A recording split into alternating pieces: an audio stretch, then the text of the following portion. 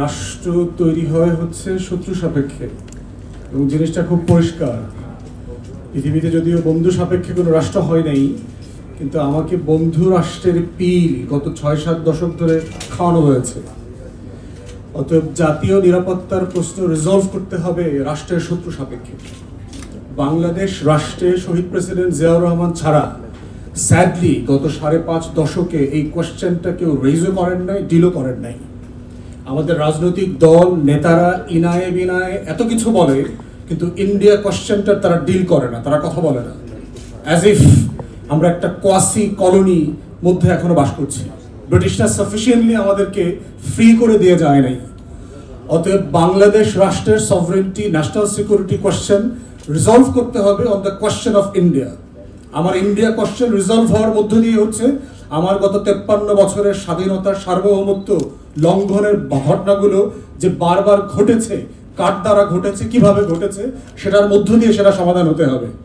এর মানে কি আমি ভারতের সাথে যুদ্ধ করবো? অবশ্যই করবো না।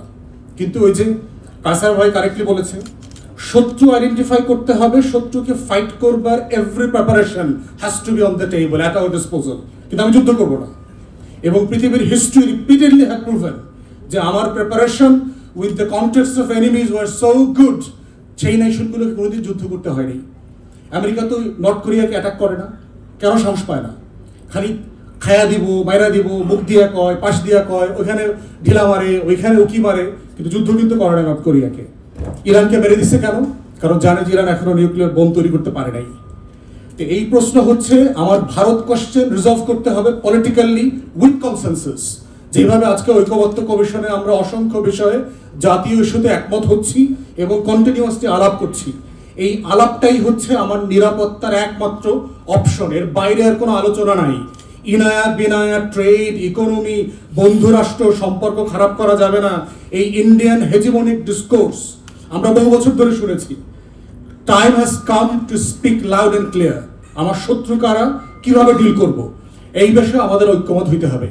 শত্রু সাপেক্ষে যখন আমার কনভারসেশন ক্লিয়ার হয়ে যাবে, তখন only then the institutions of the state, every each of them would come together to make a decision.